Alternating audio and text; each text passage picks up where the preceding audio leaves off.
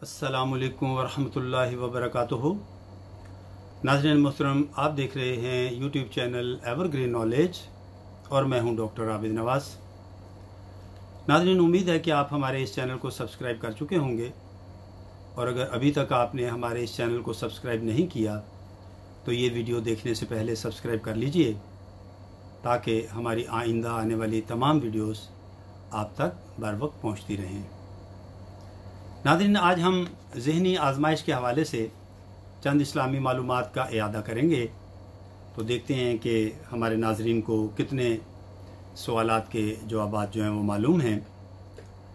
तो नाज़रीन, पहला सवाल है, हज के लुग़वी मानी क्या हैं? हज ये माह ज़िलहिज जारी है। कल माशाअल्लाह सने 1443 हिजरी का जो हज है उसका फ़रीज़ा अदा किया गया है। तो उस हवाले से ये हमारा सवाल है कि हज के लुग़वी मानी क्या हैं? जी नाज़रीन, तो इसका जवाब ये है, हज के लुग़वी मानी है क़सद और इरादा के, यानी किसी काम का इरादा करना। लफ्ज़ी मानी इसका ये है। अगला सवाल है, हज्जतुल इस्लाम के क्या मानी हैं? हज्जतुल इस्लाम के क्या मानी हैं? जी नाज़रीन, हज्जतुल इस्लाम के क्या मानी होंगे? लफ्ज़ी मानी तो बनता है इस्लाम का हज, लेकिन इसके मानी हैं कि फ़राइज़ की शराइत पूरी होने पर फ़र्ज़ होने वाला हज, यानी जब किसी मुसलमान पर शराइत पूरी हो जाए हज के फ़राइज़ की, तो वो हज जो उस पर फ़र्ज़ होता है उसे कहते हैं हज्जतुल इस्लाम। जी नाज़रीन, अगला सवाल है, अज़ान की इब्तिदा मक्का मुकर्रमा में हुई या मदीना तैयबा में? जी, अज़ान यानी मस्जिद में नमाज के लिए बुलाने के लिए गोया जो ऐलान किया जाता है, जो दावत दी जाती है, अज़ान जो पढ़ी जाती है, इसकी इब्तिदा मक्का मुकर्रमा में हुई या मदीना मुनव्वरा में? जी, इसका दुरुस्त जवाब है नाज़रीन, मदीना मुनव्वरा में।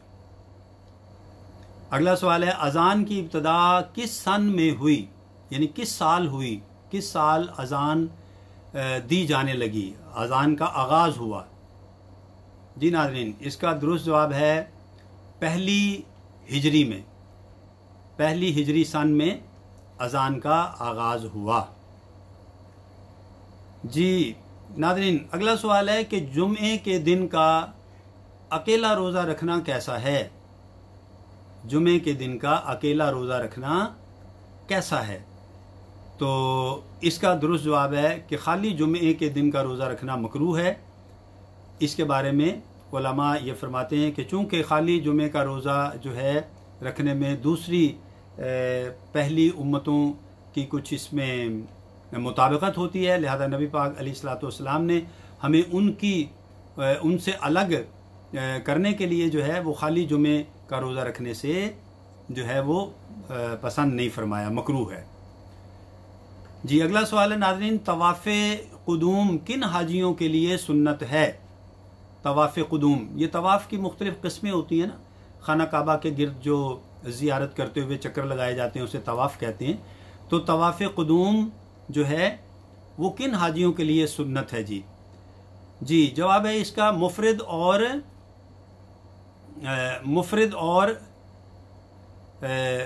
कान हाजियों के लिए इसकी जो है वो तवाफ़े क़ुदूम जो है वो सुन्नत है। हाजियों की भी अक़साम होती हैं, मुफ़रिद और कान जो है ये हाजियों की किस्म है, उनके लिए ये जो है तवाफ़े क़ुदूम जो है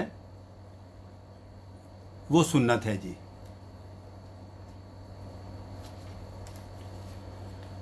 और उसके बाद है जी अगला सवाल है कि हुज़ूर सल्लल्लाहु अलैहि वसल्लम के इरशाद के मुताबिक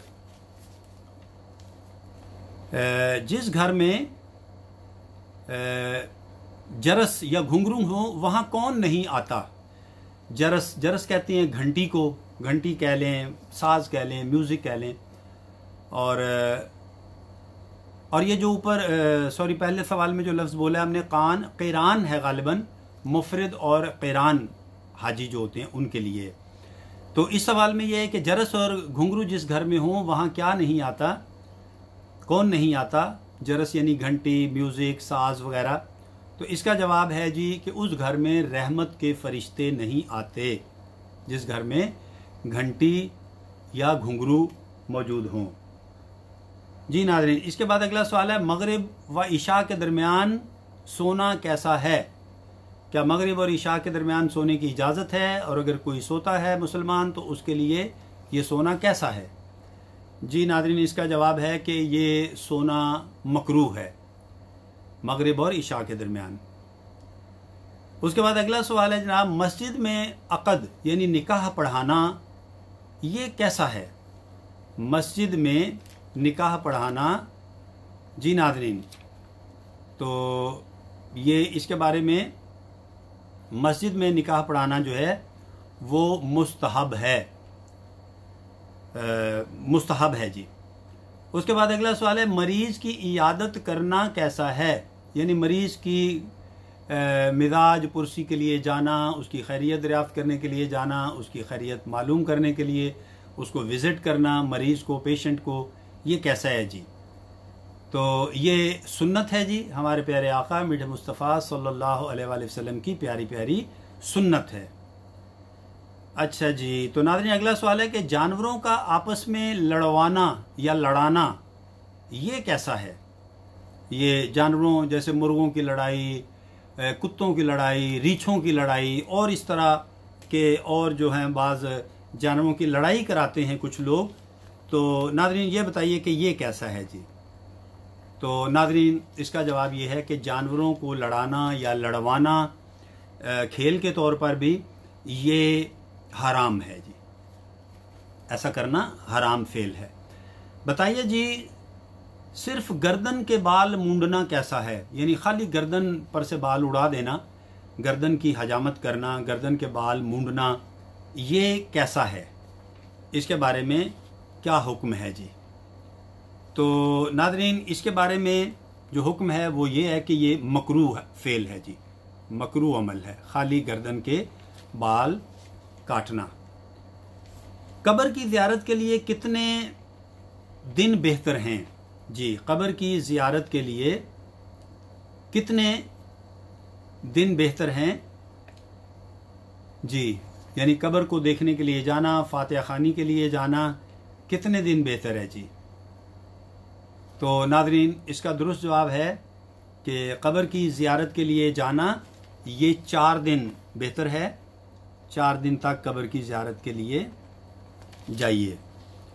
मुक्तदी यानी इमाम के पीछे नमाज पढ़ने वाले की कितनी किस्में हैं जी? मुक्तदी की कितनी किस्में हैं? मुक्तदी कहते हैं इमाम के पीछे नमाज जमाअत के साथ पढ़ने वाले को। तो इसकी नाज़रीन कितनी किस्में हैं? तो मुक्तदी की नाज़रीन मोहतरम उलमा इकराम ने जो अक़साम बयान फरमाई हैं वो हैं 4। मुक्तदी की 4 किस्में होती हैं। अगला सवाल है, क्या नमाज जनाजा में इमाम खलीफा बना सकता है? नमाज जनाजा में क्या इमाम खलीफा बना सकता है जी? तो इसका जवाब दुरुस्त जवाब है कि जी हाँ, इमाम नमाज जनाजा में खलीफा बना सकता है। अच्छा जी नाज़रीन मोहतरम बताइए, नमाज के लिए आगे जो सुतरा रखा जाता है उसकी मिक़दार क्या है? नाज़रीन सुतरा कहते हैं जब नमाज पढ़ते हैं, कोई नमाजी नमाज पढ़ता है और इस वजह से सामने एक ऊंची आड़ रखी जाती है ताकि कोई उस आड़ के परली तरफ से गुजर जाएगा तो नमाज में नमाजी के लिए कोई खलल वाक़या नहीं होगा और ना ही गुजरने वाले को कोई गुनाह होगा। उसे सुतरा कहते हैं। ये कोई भी ऊंची सी चीज़ हो सकती है, जैसे कोई कुर्सी हो सकती है, कोई मूड़ा हो सकता है, कोई इस तरह की कोई चीज़ आड़ बनाकर रख देना। तो इसकी हाइट कितनी होनी चाहिए, इसकी बुलंदी कितनी होनी चाहिए, इसकी मिकदार से ये मुराद है। तो ये कितनी होनी चाहिए बताइए जी? जी नाज़रीन इसकी जो दुरुस्त जवाब है वो है 1 हाथ और 1 उंगल, एक हाथ ऊंचा और एक उंगल। अब इसको समझ लीजिए कि एक हाथ कितना होता है। तो नाज़रीन मोहतरम, एक हाथ जो है वो शरीयत में एक हाथ कहते हैं, जैसे आपने ये हाथ ऐसे बुलंद किया तो ये आपकी जो ऊंची उंगली है यहाँ से लेके ये कोहनी के नीचे तक का जो सिरा होता है ये एक हाथ है जी। एक हाथ और इसके ऊपर एक उंगल, ठीक है। तो ये एक हाथ एक उंगल जो है ये सुतरा की मिकदार होती है। इतनी ऊंची कोई भी चीज़ जो है नमाजी अपने सामने सजदे वाली जगह से थोड़ा आगे रख के नमाज अपनी पढ़ सकता है। फिर उसके बाद उससे परे अगली तरफ से कोई भी गुजरे तो ना नमाजी कोई गुनाह है और ना उस गुजरने वाले के लिए कोई गुनाह है। तो ये इसकी मिकदार एक हाथ और एक उंगल है। तो अगला सवाल है, सब मस्जिदों में सबसे अफजल मस्जिद कौन सी है? सब मस्जिदों में सबसे अफजल मस्जिद कौन सी है? तो ये तो बहुत आसान सवाल है नाजरीन। सभी जानते हैं कि इस रूए ज़मीन पर सबसे अफजल तरीन मस्जिद जो है वो मस्जिदुल हराम है, यानी खाना काबा जो है वो बैतुल्लाह शरीफ की मस्जिद जो है वो सबसे, बैतुल्लाह शरीफ जो है वो सबसे अफजल मस्जिद है इस दुनिया में, ठीक है जी। और उसके बाद मस्जिद नबवी का मुकाम है। तो नाज़रीन इसके बाद अगला सवाल है, वुज़ू के बकिया पानी से तहारत करना कैसा है? यानी वुज़ू के बचे हुए पानी से अगर हम तहारत करते हैं तो ये कैसा है जी? जी इसके बारे में नाज़रीन जवाब यह है कि ये खिलाफ उला है, यानी खिलाफ उला है, यानी मुनासिब नहीं है, इससे मुनासिब नहीं है, खिलाफ उला है, बुजुर्गान दीन के तरीक़े और सुन्नत के ख़िलाफ़ है ये जी। उसके बाद है जी सवाल, मिना में 10वीं ज़िलहिज को कुर्बानी का वक्त कब शुरू होता है? मिना यानी वो मैदान है जो हज के अरकान में से एक रुकन वहाँ अदा होता है, तो उसे मिना कहते हैं। तो मिना में 10वीं ज़िलहिज को कुर्बानी का वक्त कब शुरू होता है, यानी वहाँ कुर्बानी की जाती है, तो इसका वक्त कब शुरू होता है जी? तो इसका जवाब है जी तुलुए फ़ज्र से, तुलुए फ़ज्र से वहाँ इसका वक्त शुरू हो जाता है। और एक और सवाल है जी, अक़ीक़ा करना कैसा है? अक़ीक़ा करना कैसा है जी? अक़ीक़ा जो है ये आप जानते ही हैं कि बेटे या बेटी के लिए अल्लाह की राह में बेटे के लिए 2 बकरे ज़िबा किए जाते हैं और बेटी के लिए 1 बकरा ज़िबा किया जाता है। ये एक समझ लें सदक़े की किस्म है और ये शरीयत में इसका क्या हैसियत है? तो इसका दुरुस्त जवाब है जनाब कि ये सुन्नत है, हमारे प्यारे आका मीठे मुस्तफ़ा सल्लल्लाहु अलैहि वसल्लम की प्यारी प्यारी सुन्नत है। तो नाज़रीन आज के लिए इतना ही। उम्मीद है आपको हमारी ये वीडियो पसंद आई होगी और आप हमारी इस वीडियो को लाइक भी करेंगे, शेयर भी करेंगे और इसके बारे में अपनी कीमती राय से भी आगाह करेंगे।